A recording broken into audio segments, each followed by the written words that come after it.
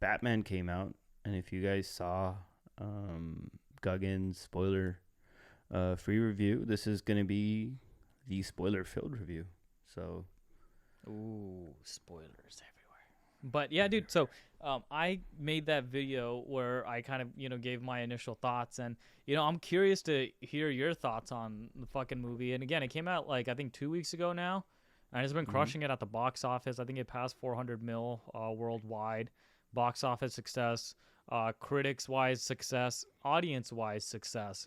We'll talk a little bit more about social media reactions to it a little bit later, but I'm curious, man. Let's because we haven't really talked about it because we've been Mm-mm. kind of like, hey, let's save it for the pod. What the fuck did you think about this Batman movie, man? This movie, like initially, I was like, okay, so where are we gonna go with this? Is this gonna be grounded in realism? Is this gonna be kind of carrying the differences between the few Batmans we've seen on screen now is between Bale's and Batflex is Batflex was not as grounded as in realism. You know, you had monsters, other stuff. So this one kind of takes us back to the grounded in realism. But I loved the fucking detective portion of it. I loved like we already knew where this was kind of going, sorta, and it went there full like Matt Reeves kind of he went in as you say balls deep into the fucking Batman lore of the and this took so many inspirations. And I read like The Longest Halloween. I read Year One, so it doesn't for it did what works wonderfully for comic book movies is when you take it, you pay respect to the original source, and then you do your own thing at the same time. And that's what was done here. So, just off like my initial thoughts when this ended was I was like, wow, they pulled it off. And this was probably I would say after The Dark Knight, this is my second favorite Batman movie. And that's fucking saying something, Mm-hmm. dude. Like for this to come out, especially like we haven't really had a Batman movie since Mm-mm. the Nolan trilogy ended in 2012. Yeah. I think it was when The Dark Knight Rises came out. I don't Batman versus Superman. It's not a Batman Uh-uh. movie. Not singularly focused on him. And then also Justice League. Like the more time that's gone by, like yes, I like the extended cut of the Justice League. The extended cut of BVS was cool, but like after seeing this, it's like I just want more of this because I love the Nolan trilogy so much. I even like The Dark Knight Rises, which people, yes, it has its flaws, but I just love that trilogy. It's probably my favorite trilogy of movies. And The Dark Knight is probably my not just favorite comic book movie, but my favorite like film of all time. And just to hear that, like, hey, this new Batman movie came out, and it's we'll talk a little bit more about exactly how close or how it stacks up against the Dark Knight because people have been going kind of ham on this movie for the past couple weeks on social, but it was amazing, dude. Like it was a great fucking movie. I was hyped because I saw like the word of mouth that was going out around this movie when it was kind of coming out, and how like the critics and stuff that saw it were just like whoa, like blown away by it. So as far as a Batman movie goes, just a Batman movie, this is probably the most accurate and kind of takes all of the inspiration, like just Batman wise, this is probably the most accurate and like Batman movie ever made, right? I would say this movie does that within the first 5 minutes. You know, at first when I saw it out when he's doing his voiceover, which you later on find out he's doing his journal, or it's called the Gotham Project. And at first I was like when he starts, I was like, oh, a voiceover. Like it's You didn't rare. like that? No, when it first started off, Oh, right? okay. At first I was like, okay, are they gonna make this work? Because seldom does it work when the main character Yeah. is doing a voiceover. Where it did work, it worked in the Sam Raimi Spider-Man films. He starts us off with a narrative voiceover in those films too, but those first 5 minutes of him lurking in the shadows, I think that encompasses why this is probably one of the because that's it. Like it shows you how scared. This is how Batman's supposed to be. Like just his thought, the criminals. He could be anywhere in the shadows. How he does that voiceover and how they show you the fear of God that this man has put into the criminals of the city. That's Batman. You know that's his thing. That's his whole. He and that's when a lot like some of the and we'll get into it, but some things people, it's very dark. It takes place mostly in the dark. Well, yeah, that's the whole character arc of this guy, and The they Dark Knight. yes, they make you and when that voiceover starts off, that 5 minutes starts off where you just see criminals all throughout Gotham doing stuff, and as soon as that nightlight hits the sky, they're like, oh fuck, like they double Yeah. think, and that's what this character is supposed to do, and they kind of encompass that in the first 5 minutes of the film, and at that point I was like, all right, They set the at tone home, right away, and yeah. we are off to the races. We'll do our review like we do most of our reviews, where we're gonna kind of talk about characters and intertwine like our thoughts of the Mhm. story and everything like that. So obviously we got to start with Robert Pattinson. Yeah. I kept in my spoiler review, I kept calling him Patson, and my wife was like, "How the fuck are you gonna mess up the main guy's name?" And then like she Just loved like it, by the way. that. Oh, she loved it. Yeah, she loved it, by the way, because she's a huge Robert Pattinson fan. It's like her celebrity crush. It was funny because we were talking about it, and she was just like, "Yeah, she like he's my celebrity crush, just like you have Margot Robbie as your celebrity crush." And she's like, "It's fine." And I was like, "Yeah." And Margot Robbie's married. She's like, "You're married too, motherfucker." I was like, "Yeah. No." But no, she loved it, and it was funny because this was probably like one of the movies where I actually heard her. She's like, I actually want to go watch it again in theaters. Which we've only viewed it once, by Yeah. the way, and I think we need to view this Multiple a few times. more times. I think there's so many stuff, and then with Robert Pattinson, so we'll start with him, main guy. With Batman, I would say he is probably the best. This might just be recency bias, but to me, I would say he's Speak the with your best. chest, man. He's the best. He's the best Batman, but he's not the best Bruce Wayne. No, And a part of that might actually have to do with the storytelling. I think this is, fuck it, we'll get into the where does this stand with versus Dark Knight. To me, I feel like if we're going to compare it, how Dark Knight, both trilogy wise, how that trilogy started, this film definitely has the better intro into the trilogy. compared to Batman Begins. This So one. from here, it's like the sky's the limit. When that's what you'd compare it to, Batman Begins. So he did Batman justice more than I think anything Batman has gotten justice from. But his Bruce, maybe he'll build onto it. The other thing, it's the small intricate details. He's the first person, and we've talked about this before, where he removes the cowl and he still has the Batman makeup on. Like usually eye it's just black. We could call it eye black. I'm gonna call it Batman makeup. The summer collection. And Batman blush. now it's Sephora, but there's that, and there's this whole time he's still trying to figure out who he is, and he's not the world's greatest detective, yet he's not at this point. He's still there's a few scenes where he fucks shit up and he's still learning, but that's what this is. This is Gotham Project year 2. Mhm. So I did what are like your that. thoughts? I like that. Hey, like this isn't like the origin story. I compared this to kind of like Spider-Man: Homecoming, where they don't show his getting bit by the spider, Mhm. Uncle Ben dying, because it's like, hey man, like we've had Batman around for a long time now. Everybody knows his origin, parents getting shot in the alley and stuff. And then I like how they put the twist on it. Mhm. So this is, again, he picks up 2 years in. He's been doing this for a while, and he's still figuring out how to do it, what he's doing. And he says, he's like, I've been doing this for 2 years now, but crime is actually going up. Mm-hmm. So, he's still figuring it out. And then I do like that, like you said, he does have the fuck ups, like the glider. He eats shit when he comes down from the glider, and I like that because, like, hey, this Batman's still learning and growing. And then, and this what did you think about the suit? The glider part? That's it's like I said, it's the intricate details. This is the first time you see a Batman where he's about to jump off, and the dude has hesitancy. He looks and he goes, "Oh fuck!" Like, whereas the other Batmans are just like, they have a death wish. They're just like, "Oh, okay, fuck it. This is a 20. Like, I'm gonna just jump off and we'll figure it out from there." And you see him have that hesitancy when he jumps off that building. So there's that. I think his gadgets and everything. The suit was fucking really cool. I want to see how they upgrade that.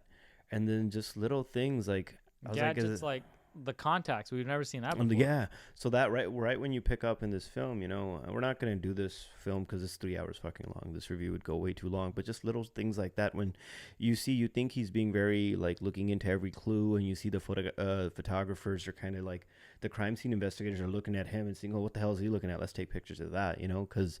But he's really recording everything for him to analyze later on. So it's neat. It's neat stuff like that. At the end, when he pulls out like an adrenaline shot and gives it to himself, I was like, "Is that Venom?" That's what people have been thinking. Yeah. When I originally watched the movie, I was like, "Oh, he's giving himself adrenaline." I can't say the word. Adrenaline. Adrenaline. There you go. Or is it Venom? People have been going back and forth. Some people are saying since it's like lime green, and then the rage he gets behind it. Yeah. So you think it could be Venom? It could be Venom. It could be a setup. Who knows? So it's stuff like that. I think. And the car, the Batmobile. That's where I was gonna go. That fucking the car chase scene with him and Penguin. I had so much anxiety like watching that because it's pouring rain, and they're just fucking going crazy, and then like how it ends with the shot. We see it in the trailer. Yeah. But the shot of, Penguin looking out at him upside down and he's like walking towards him. It's like, dude. It kind of has that. I love that. Every time he has them come in, right? Even in the beginning, you see him like emerge from the shadows in the boots. It kind of has this noir, like cowboy-esque, like Spurs almost, but it's no, but you see like a lot of people, and I was one of these people were like, fuck, he's going to be Batman. And once again, here I am eating my words. I never like to really make comments on casting now. Yeah. I think I've learned my lesson from that. Because how many times does it happen? People have done this with Heath Ledger, People did this with Christian Bale. People did it to Ben Affleck. And I think Ben Affleck, I would feel like personally to me, for that world, he was a good Batman. Was he the most grounded in reality Batman? No. But he was good, But... I just need to go on a couple-minute rant. All right, go for it. I am so over this Snyderverse bullshit, bro. I'm so over fucking, like, DC fans, dude. Like, you have a great fucking Batman movie. It's a great setup. The world that they build in it is awesome. Not everything needs to be connected. I don't want to see this Batman anywhere near Superman or the other Justice League. I want this to be more so of like a Nolan-esque, like it's his world, it's his trilogy. We see all his fucking supervillains and stuff, and it just do real justice to that. It's a great movie. We don't need to fucking shit on this. We don't need to compare. Batfleck, the biggest thing that we see in this movie, which has been a fucking ground, like the absolute thing about Batman and also Spider-Man and stuff is like, we don't kill, we don't cross that line. We've always seen that. Yeah, they even have the no guns here in this one again, which fucking Batfleck is just mowing people down with like a Gatling gun. And it's just like, I remember as soon as I saw that in BVS, I was just like, I remember I was in the theater, I was like, what the fuck? And he's just like running people over. I was like, oh, and then it's like, I kind of bought into it. I was like, oh yeah, okay, this is a more hurt Batman. He's been doing it a long. It's just like, dude, the Snyderverse stuff is done. Congrats, you guys started an online campaign. We got the extended cut of the Justice League. It was okay. Was it better than this? No. God, no. We don't need to see any more of that. Like, that's it. Cool. Let's see what happens with Aquaman 2. James Wan is doing his thing with Aquaman. Patty Jenkins, hopefully she'll bounce back from Wonder Woman 1984. And do more service to that character. We got the Flash movie coming out. Ben Affleck doesn't want to be Batman anymore. Oh. Stop with this fucking shitting on this movie because it's not Batfleck. It's not this. It's not that. It's like, dude, DC used to be the butt of the joke for so many years, Jess. And I made most of those jokes. You did. But look at this now. The Joker, the Suicide Squad. We got Peacemaker. This Batman movie. Yeah. Like, they're on a little bit of a streak. Enjoy this. Like, be happy that fucking they're making good, like, just as long as they're making good movies, and that's what DC, like, Brass came out and said, that, like, moving forward, our main thing is to get good filmmakers and make good films. like not everybody could do what Marvel's doing, dude, and they don't need to. Because Like, that honestly, that was their biggest failure. They tried to copy Marvel, and they didn't do good with it. Instead, now this is working. So why why go back to that? Let's move on just from why it. complain and Yeah, bitch and moan, dude? enjoy the film. It was a great film. I think this is, like I said, Batman's a detective. It's Detective Comics. This is the most grounded and most well like Batman. This is the most detective work that we see Seen, him yeah. do So on screen. ever, right? I would Yeah. say you got some of this in Dark Knight when he's analyzing the forensics blueprints and stuff, but like no, this is actually like him doing, like he's decoding. So let's go, while we're in characters now, we'll go to Riddler. You know, he's the villain, and it seems like a lot of inspiration was taken from the Zodiac killer, kind of. Um, what were your thoughts on the Riddler? Did you how did you feel? I thought the character of the Riddler was cool. His look when we're first introduced to him, where he's stalking the mayor in his mansion, he shows up behind him. I thought Paul Dano did a good job with the subtleness of things that he would do, like after he killed somebody or hurt somebody, just the breathing, kind of like the perverted like satisfaction that he would get from doing that. I thought like his overall laid out plan. Mm-hmm. You're the Riddler. You got to be like the smartest guy. You got to have a well laid out plan, and how they kind of show that, and then what the plan was, and how he kind of plays everybody like a pawn, I thought was good. And then at the same time is leaving riddles. And you said Batman's not the greatest detective yet, but man, is that motherfucker fast with some riddles. Yeah. Just like boom, that's the answer to it. And then like I like the parallel that he was doing with Batman, where Batman's like, I'm vengeance, I'm striking fear, I'm cleaning up the streets. So what I was thinking when I was watching the movie is like, okay, so Batman is kind of cleaning up the blue collar criminals, like the bank robbers and things like that, and then Riddler is going after like the white collar, the elite scumbag corrupted people. And he's like, I'm going that route and I'm cleaning them up. So that's why himself, he's like, hey, like we're doing the same thing here, except Bruce doesn't kill people, and he's like he's actually killing these people. And he's like, and I like how they kind of had the story interweave. And my biggest thing is, dude, if you're gonna have a bad guy, have the bad guy have a good motive. Yeah. The people that are just bad for the sake of being bad, they're never really compelling villains. Mm-hmm. What did you think about the Riddler? No, I thought he was great, and that's one of the things. And so Batman says that in his Gotham Project journal at one point. He goes, I think crime's actually going up. He goes, instead of it, and Riddler kind of seems to have taken inspiration from what the Batman's doing, so he's inspired. This is the opposite of what he wants to do. And if you go through his clues, his notes and stuff like that, there's where he goes, I know what I must have to become, I think is like underlined in one of the things. So he sees Batman and he says, okay, he kind of takes hope from him, and he inspires a whole bunch of other people. And when he's like QAnon or something. Yeah, like that was so weird. But and to him, how his villain background story is to, and how it plays in with Batman, I think is so good. With he was also an orphan, right? And that's why he doesn't like Bruce Wayne, because he thinks, well, you're a fake orphan. Yeah, you're an orphan, but really, were you an orphan? Like, and then the project with Thomas Wayne and everything. I think this was great for who the Riddler's supposed to be. I've seen some people make some complaints about, well, I wanted more Riddler, or the Riddler wasn't really like, the showdown was anticlimactic.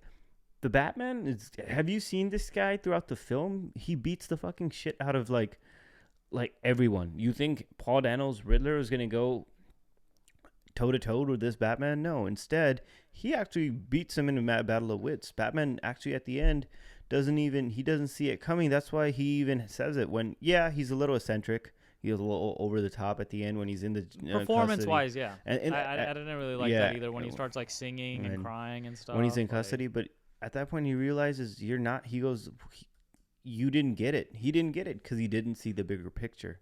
So I think that to that aspect of it, he was perfect for the Riddler. Because what other on-screen Riddler have we seen so far? Jim Carrey. So which in its own movie I guess was good, but no, he he delivered what he was supposed to deliver, and I think this is the best way you're going to bring out the Riddler without having him being corny. And like a lot of things that I expected him to do, and he kind of goes there, was this and like I said, this movie takes a lot of inspiration from a lot of different things, including the Arkham games. In the Arkham games, you have the Riddler who's kind of like Jigsaw from the Saw. You know, he has these traps and contraptions, and you see that here. We have the neck bomb, we have that rat like cage trap. It's like, so yeah. I think what you set out to do for this film, He's they a did. grounded character. Yeah, Like, yeah. and it works out. I And think and he wins. I really do feel like he wins because he has the Batman work for him, and essentially, and like the part where he says, bring the rat to the light, or bring him to the, and he does his job with Carmine Falcone. So yeah, do you want to talk a little about Carmine Falcone here? yeah, John Turturro, and it was Paul Dano as the Riddler, and yeah. Paul Dano is one of the best actors working right now. So John Turturro, we've seen him in he's been around. I couldn't forever. stop thinking of Mr. Deeds. Like I Me said, too, I yeah. was like, he was hilarious. Hit my foot again. Mr. Deeds, don't mess with the Zoan. Yeah, don't mess with it.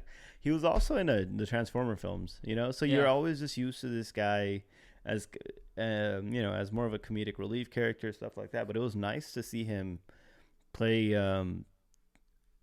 pretty much like, so this film doesn't center around, that's why I think a lot of people are like, villain wise Riddler was strong, but it could have been like a better better villain. I've seen some of that kind of feedback, but this film like has more than one villain. You kind of they're slowly introducing a rogues gallery with Carmine Falcone, with the Penguin.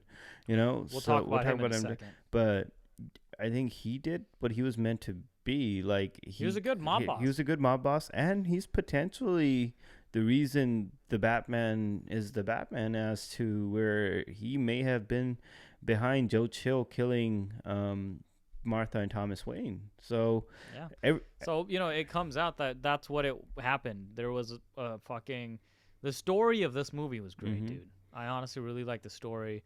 That there was a reporter. He was when Thomas was running for mayor. He was writing stuff about Martha's childhood, where her parents apparently had a murder-suicide, and she was in and out of like mental institutions and stuff like that. And then that's what's cool, is they make her an Arkham. So two of the biggest founding families of Gotham are the Waynes and the Arkhams, and this is like one of the first one where she was actually an Arkham, and she was in that her own asylum, which I thought was neat. Wow. So she was from the Arkham family. So I thought that was neat, and that's what he's trying to combat right there. Like, just the fucking world building. Yeah, yeah, so he's like, hey, like, I've tried talking to this guy, he won't stop writing. So Carmine, like, can you go scare him? And then Carmine's like, cool, kills him. And then and he does it because he's like, hey, Thomas Wayne is the wealthiest, one of the most important, one of the most powerful people in Gotham, and I got dirt on him now. mm-hmm. So it was a power play. And then, and then it's like, I like how that Thomas Wayne and Martha, they had their own baggage. They weren't just these perfect people. And then, we actually have Bruce kind of lose faith. He's like, I've been doing all this because my parents are great, but it turns out they weren't. They were kind of just like these other people. And then, we have that moment with Alfred, Andy Serkis playing Alfred. Like, the man just came out of a coma. I know, and you're like, you lied, Alfred. Like, and then Alfred kind of tells him like, hey, no, man, like, your dad was a good person. He didn't think Carmine would do all that, and that's ultimately what happens. And like just how they interwoven all of that.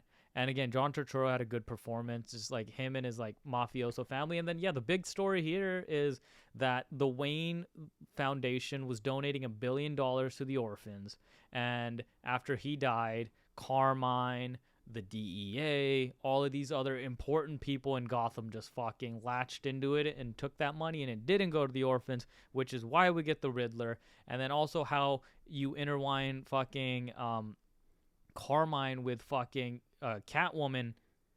Like, what did you think about that? That's actually lifted from Kravitz. the comics too. There's actually where she's the daughter of the mob boss Carmine Falcone, and I thought that like their on-screen chemistry towards the end, like just how like I said, going back to from comedic roles to how different he is, especially when he has his one-on-one with both characters, even Batman and Catwoman, who's never called Catwoman in this film yet. Mm-hmm. So that's how you know this is base. We're setting this up, you know. And he has that talk about. He goes, you know, when your dad operated on me, I saw you and you were there. Like it gets very like he goes. I feel like each and every one of those like that's why there's so much world building that you kind of miss in this. I think if just from a one play, if you watch this, but and he really never has that relationship with her, and you can tell it's there. Batman even assumes they're like that she's in like his lover or something, you know, at one point. For them to, did you see that going there at the end where she turns out to be the daughter? I totally forgot. And then like at one point, when the movie, I don't read comics, Yeah. so I had no idea. You're our comic guy. yeah, So yeah, no, I thought, yeah, it was, you know, the way that he kind of approaches her in the underground club that they have going on. I thought, yeah, like, you know, and Batman says it too, like, you have a relationship with him. You yeah. didn't tell me that.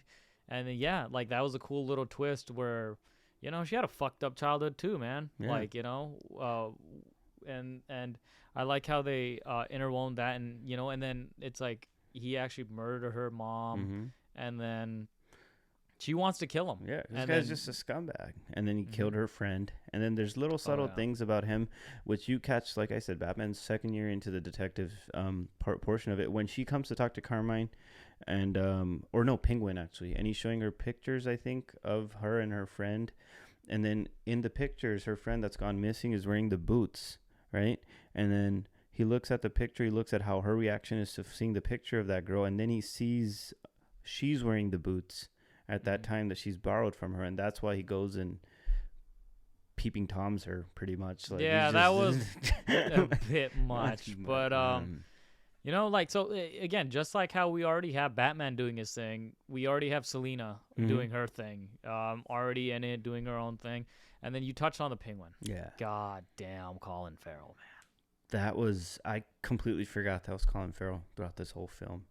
And every time he came on, and that's what I hate about people saying this film doesn't have comedy. I feel like every time he comes on, there was like an aspect of comedy to this film. Yeah, Like, he's like kind of the comic relief. yeah. He has some of the funniest lines. Like even when like the scenes that he has with Batman, I was just like captivated every single time. Like seeing them both like having the, you know, where he goes to question him, and then like, you know, them just having their back and forths. It was perfect, dude. And I can't wait to see more of him.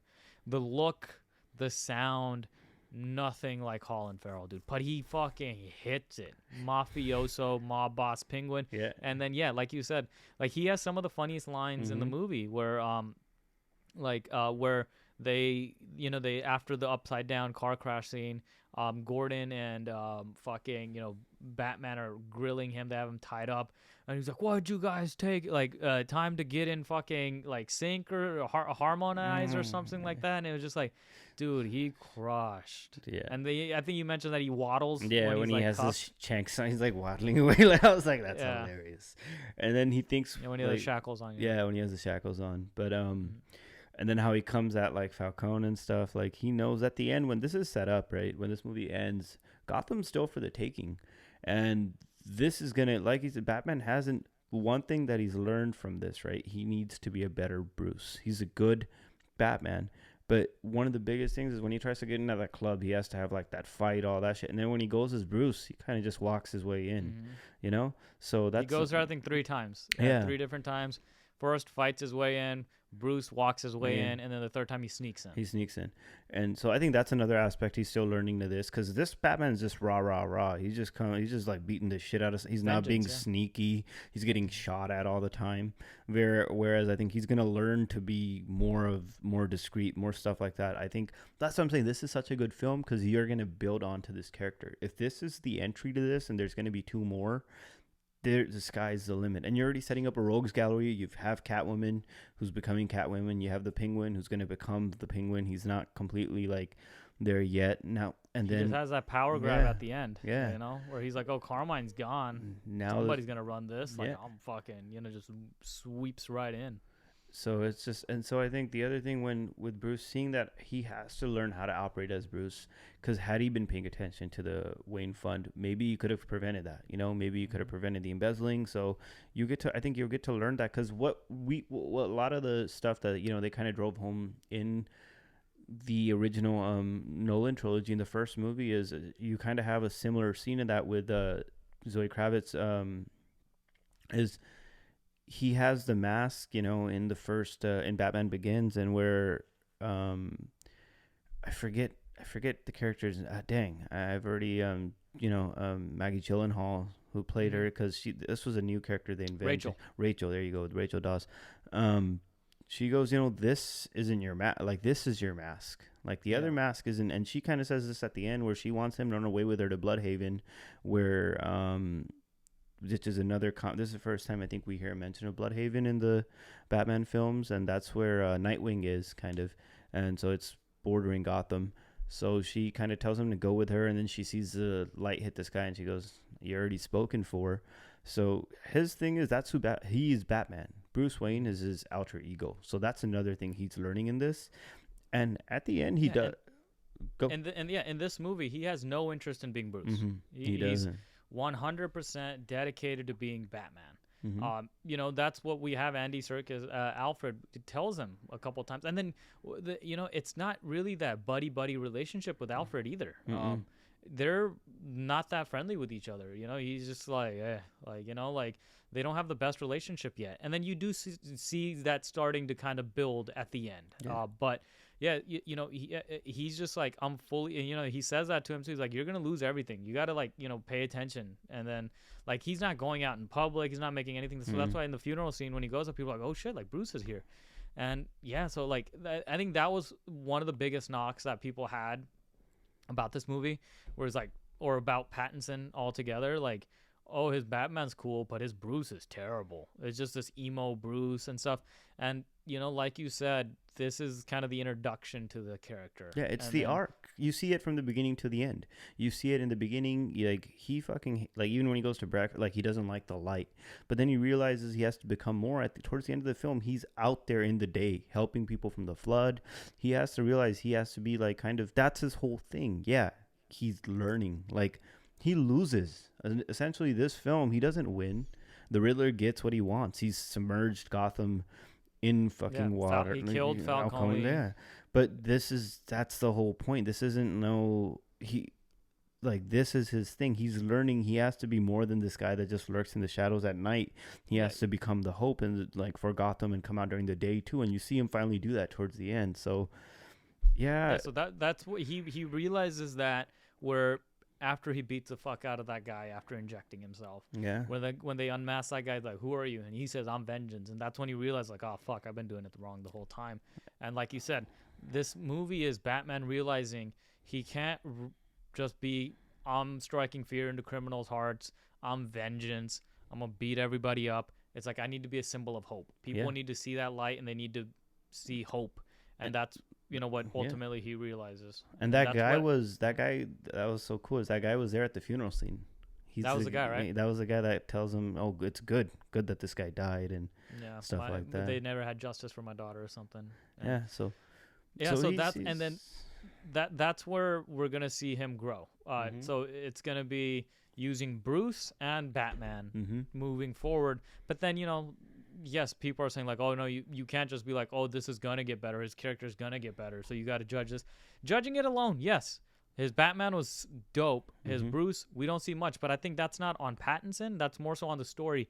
And my question to you is, do we really want to see this Bruce be the eccentric kind of playboy like we saw Bill, where he just walks in and buys restaurants and stuff like that? Do we really want to see this? I don't this think character? no. I think that's a different that Bruce works for that film. You want to see a Bruce in this, and then, but I don't think it's going to be up to that level where he's running around in Lamborghinis and doing all that stuff. You want to see him be more Bruce, yeah. Do you want him to see him get better at stuff like that? But no, I don't really want. I don't think it'll work for his tone because that would be a complete tonal shift from who he is as Batman. He's gonna struggle with that. But it's like people are already like. I think you try to nitpick this film. People have said there's not comedy in it. There's a lot of clips in here which I thought were hilarious. Like the thumb drive, I thought that was funny. Like You got a lot of cats. you got a lot of cats. The part where he punches Gordon and then he goes, "You could." Yeah, we haven't talked about Yeah. Jeffrey Wright's Jim Gordon that much yet. And again, dude, he was good. I think this is the most I said this in my non-spoiler review. I don't know how to fucking gauge this, but the most I would say that in this movie we see the most screen time of Gordon and Bruce or Batman working together on screen than we have in the other movies. Mm-hmm. Because I know in the Nolan trilogy, we do see Gordon and Batman working together. And again, in this one, Gary Oldman's Bruce, Jim Gordon in the past, but they already have a working relationship. Yeah. This is year 2. We already have a working relationship with them. He's just a lieutenant. The commissioner actually dies, so now next movie, Gordon's probably gonna be commish. And then in the beginning and kind of throughout the movie, you get the disdain from all the other cops and all the other people. Like, Gordon, what are you doing, bringing this vigilante in here and everything like that? Not being the most welcoming. And then at the end of the movie, you do start to kind of see them being more open and more welcoming with it. But I thought Jeffrey Wright, crushed. Some of the social stuff was like, it is always weird. I always think it's weird because for me, it's more so characters. Like, how is the person playing the character? These are all comic book characters. Their race doesn't really matter. Like, I didn't even notice, I thought Jeffrey Wright did a great job as James Gordon. I don't think James Gordon necessarily needs to be, like that's always I'm not even gonna give that time because it's not necessary. I thought this film, bullshit. Yeah, it is. So I thought he killed it. Like, you even show, and that's how this film shows you they're so raw into it. Even the bat signal he doesn't have it at the police station yet. He has it in some kind of like it's a building under construction, and the bat signal itself is super raw. It's just like seems like it's shards to like make it up, and then their whole character, you can see their relationship is like Batman and his point when he gets arrested, and there's like a part where he kind of feels disappointed because he thinks Gordon's against him too. At one point he even says that like to him, like, not you, kind of. So that scene of him escaping from the fucking police station was dope. And that's what I'm saying. People say there's no clips. He has like 2-3 clips just in that scene. Like, there's a part where like the other cop's like getting him. He goes, "Now I got you for assaulting an officer." He goes, "Now you can have me for." He like gets in his face. He goes, "You can have me for assaulting 3," because he's like threatening him. And like, come on, that's cold. Like, Batman's like, "I'll fuck you up." And then he like punches him when he escapes, and he's like, "You could have pulled your punch." And he's like, "I did." like. Come on, dude. There's comedy in this. The fucking flying rat, like, yeah, like there's. So, let's put a nice little bow on our fucking. It's a Batman, dude. We got to go an hour in on the Batman. Yeah, we have to. Look at you. You got your Batman stuff all over the place, and so. Okay, so I have some questions here for you. Mm-hmm. This is at the end we see. Barry Keoghan, I think that's how you pronounce his name. We recently just saw him in the Marvels playing Druig, and he was listed as Gotham, unnamed Gotham prisoner or whatever. So we get that teaser, or we get that little scene with him talking to Paul Dano's Riddler at the end of the movie. What do we think? Is this the Joker? Yeah, because I think the main thing he says, like, "Oh, people think you're a clown." So, yeah. He's in Gotham, or he's in Arkham already. So what are your thoughts on that? Like, is he already the Joker and Batman's already put him away? Is he gonna become the Joker? Do we want to see him? I think he's already the Joker because we see the smile, right? He's got this. He's got the wicked smile, and at the end, like, the laughter. So I was not expecting that, by the way. Like, when he's in there at the end, he's kind of like cheering him up, and he gives him that riddle about him being his friend or whatever, I was like, damn, that to me was my post-credit scene. I seen a lot of people bitch about like there's no post-credit scene and stuff like that. So did you know there's actually a deleted scene supposedly where he actually is supposed to come and talk to him, kind of like get information from him, which might show up in the Blu-ray about Riddler or Batman? Batman, yeah. So I think he's already the Joker at this point. Okay. If that's what the deleted scene is, supposedly Matt Reeves has said there was a scene where he goes to Arkham and talks to him. We do get a little bit of a teaser in the end of Batman Begins for the Joker, where it's just Gordon saying to Batman, "This next guy leaves a business card," and it's the Joker card, But in here, so we do get that little bit of scene. Okay, my next question to you is: Grounded, reality, kind of in this movie. Hmm. Which villains do you want to see in the next couple movies? Um, so like we already, I think I want to see them build more on Penguin. I think that's Mm. gonna be really good. I don't see Penguin becoming like a main character, but kind of more. I see him as he has more growth. I think already as he is, and more of a face off with him. We are gonna obviously get the Joker. I I think I want to see how they do how they would do Bane in this. Hmm. And I know people are like these are all old people, but like you've already seen them on screen. Batman's rogues gallery is huge. There's so many Yeah. people that they could do. These are some of the villains we've already seen. Yeah, Just referring to the Nolan trilogy: Scarecrow, Ra's al yeah. Ghul, Joker, Bane, Two Face. So these are five characters, his prominent characters. And I think Riddler matching him in wits, and then you do kind of switch that over to somebody that matches his physicality, like a Bane. Are there other characters that kind of matches physicality like that? I think I Ra's al think Ghul does a bit of both. Killer Croc does that. That would be cool to see how they would be able to do him. It's always hard with people like Killer Croc. There's people. You know who else would work, and we haven't seen in a while, and I think would work in this universe because the last time we saw him, same thing. Like Riddler was very campy.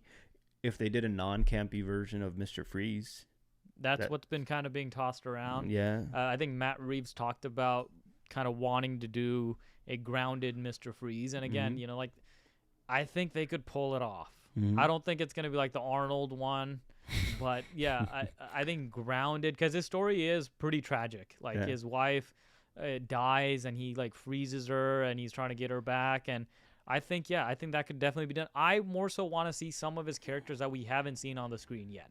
On the big screen yet. So Talon's like another one. I think a lot of people have talked about the Court of Owls. So Talon's. So can you tell me a little bit about the Court of Owls? Because that's been thrown around a lot lately. So the biggest thing about the Court of Owls is it's like the secret society that existed that kind of controls Gotham, like underground, So a lot of people when he talks about, a lot of people thought it was going to work into this because when he says, "How am I connected?"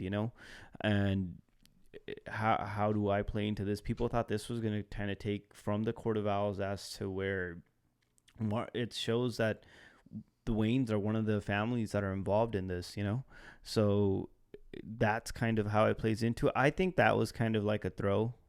That was kind of wasn't really because unless they go more into Arkham's, Martha Wayne and Bruce Wayne's involvement into it. But that's kind of one thing where even Robert Pattinson's been kind of teasing it. I think he has an interview where he talks about the Court of Owls and being in the sequel or stuff like that. I think he says it's a really good comic or something like that. Yeah.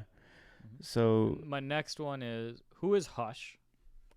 Hush was Thomas Elliott, I believe, because they redid the Hush character so many times. Like, I don't know if I'm getting Hush mixed up with. He reconstructed his face. Like, is that Clayface or somebody? No, it's not Clayface. Clayface Okay. was like an actor who had an accident, and then he became Clayface. Hush was more of like a friend of like Bruce Wayne's, and then he became.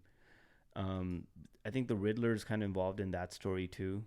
He's kind of like a super villain who comes over and takes over. From what I remember, I don't remember Hush's accurately. He tries to take over Bruce Wayne.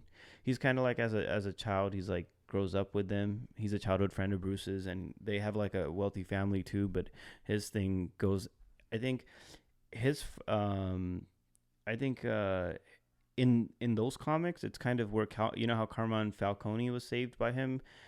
In this one, it was Thomas Wayne like saves somebody that killed his father, and that's why he kind of always has like this thing against the Waynes and everything like that. I love it, man. This is what fucking I couldn't wait to do this review because I knew you're like a fucking encyclopedia when it comes to Batman. Yeah. So good shit. Hey, that's our. Any closing thoughts? I think just give it a rating. Me, solid 9.5 out of 10.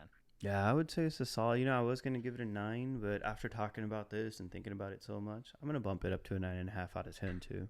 Yeah. And is this better than The Dark Knight? No. For me, no, just because I felt like as good as it was, if you go back, still pull up any clip that Heath Ledger's in The Dark Knight, it's just, there's just magnetism to that performance. And I think That's why I say that this might be the best like Batman-esque centered movie, Mm-hmm. like or like accurate that's been made. But I think that's the thing about the Dark Knight, man. Joker's Heath's performance is generational. And then how that was like pop culture wise. Why so serious? Let's put a smile on that face. I remember you grabbed me at your house and put a knife to my face, Mm-hmm. Mm-hmm. and like I was it's totally hard. unnecessary. It's hard to separate, movies with the feelings you had when you watch the movies.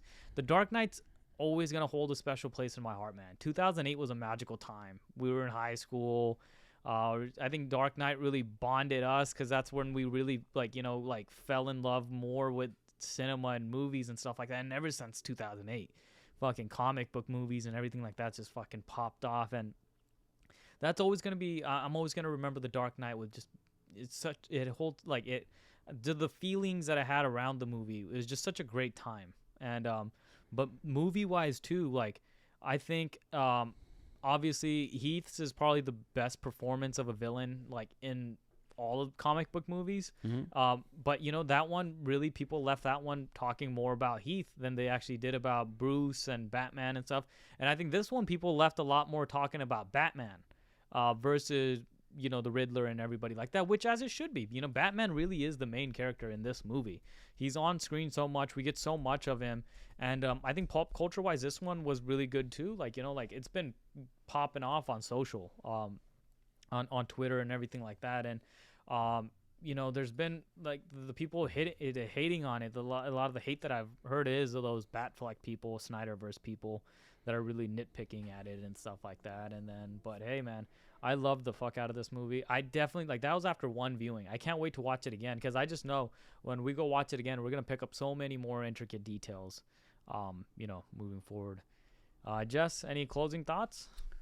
No, I think we laid it all out there for like the last hour. I'm probably gonna rewatch this, and I'll probably pick up some stuff like over again with it. I think there's probably Easter eggs and stuff we left over. Were you mad that there was no? That was one of the things. Were you mad that there was no post credit scene? They have a post credit scene, by the way. It's a little quick thing, yeah, and you had to go on like a website and then you Mhm. see other stuff. But like, hey, man, like it's cool. I knew it's not a Marvel movie. Why do people always have to like? Why can't you just have the both best of like? People are on like online like shitting on Spider-Man now, and then some people are like shitting on this. Like this is why we can't have nice things. Can't wait till Doctor Strange comes out, so then people can start shitting on this. But I don't get it. Like the comic book fans are like, come on, guys, we got to enjoy this. But that's gonna do it for our Batman spoiler review. Drop down if you're watching this on YouTube. Drop down in the comments what you thought about the movie. What villains you want to see coming out. Again, if you like the movie or not. Leave us your rating as well.